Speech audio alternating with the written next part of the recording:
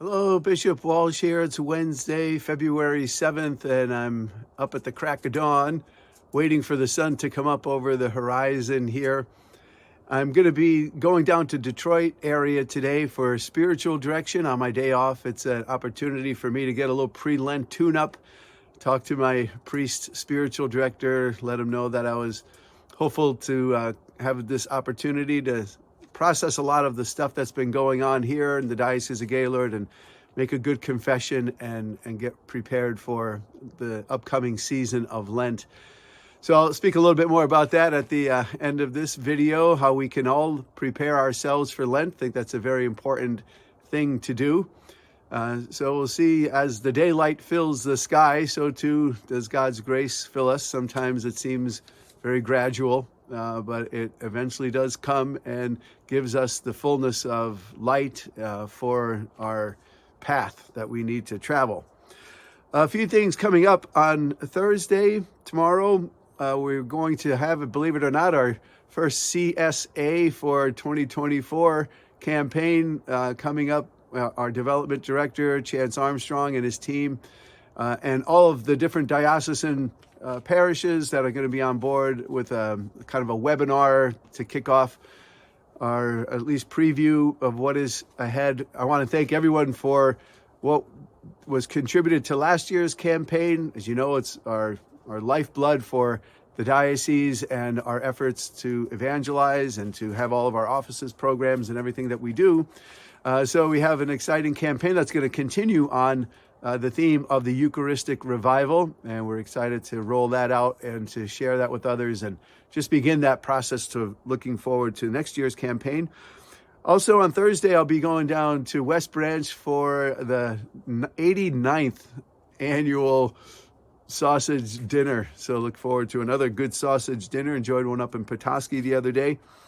And on Friday, I'll be a guest for Father Scott Lawler in his podcast. And we're going to try to do some revival of the Native American ministry. There's a committee that's going to gather on Friday, and we're going to continue looking at possibilities and things that we can do to build good relationships, and especially a conference perhaps that we know we had in the past and perhaps can get rejuvenated again to bring people together and celebrate. And then what I'm really looking forward to on Friday is a Night to Shine event. That's that Tim Tebow Foundation for the Valentine Day. It's kind of like a prom experience.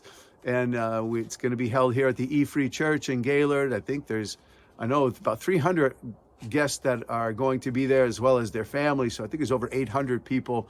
I did it for the first time last year. It's very uplifting, very inspiring to spend time. If you have an opportunity, look at one of the videos that are a Night to Shine event, and can't help but lift you up and help you realize how fortunate, how blessed we are, and how important it is for us to help each other out, to have buddies along the way of life.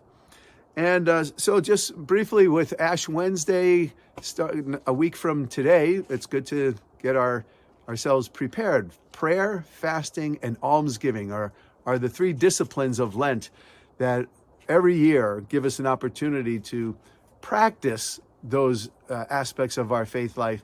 Not that they're exclusive to the season of Lent. They're meant to kind of give us the training that is meant to last throughout our discipleship every day of our life. Prayer, fasting, and almsgiving. They can be used. They're the kind of spiritual weapons that we have, that God has given us, that help us. So if you think about how each one of them give us something, the prayer, certainly in union with the prayer of the church, the Mass, the Liturgy of the Hours, devotions, rituals, but just even private, simple prayer. Go to your room in private and pray to your Father in private, and He will hear you. All the aspects of prayer, the aspects of petition, contrition, adoration, and thanksgiving. And then fasting. I think fasting can be something that is creative, not just fasting from food. You can fast from gossip. You can fast from a sinful habit, and see how God is working to create that self-mastery and the discipline that is required to overcome any sin. You know, there's nothing that can be imposed on us to do. It has to be from within. So fasting helps to purge. And I know it's just one or two simple examples I've had over the years. I've fasted from spending excess money. I put myself on a budget and stayed within it. Fasted from music. I do that almost every year, or television, or the internet, or social media of some sort. So there's lots of creative ways to fast. And then almsgiving, to give of yourself, to find a good charity, a cause, and give something to them, even your time or your talent, your treasure, in sense of stewardship for almsgiving.